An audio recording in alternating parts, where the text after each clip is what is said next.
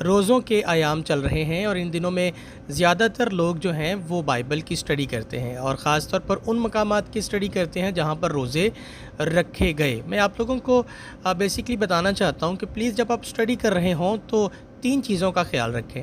Number 1، روزہ کس مقصد کے لیے رکھا گیا یا اس کے پیچھے وجہ کیا تھی۔ نمبر 2، کس طرح سے رکھا گیا، پیٹرن کیا تھا۔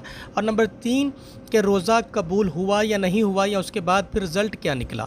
ان 3 چیزوں پر جو ہے آپ لوگ خاص دھیان دیا کریں تاکہ آپ لوگ جو ہیں وہ سارے سنیریے کو سمجھ سکیں کہ اس روزے کے پیچھے کیا وجہ تھی اور پھر روزہ رکھنے کے بعد ان کی زندگی پر اس کا کیا اثر ہوا، تاکہ آپ پراپر طریقے سے اس شخصیت کو اور شخصیت کے روزے کو اچھے طریقے سے سمجھ سکیں۔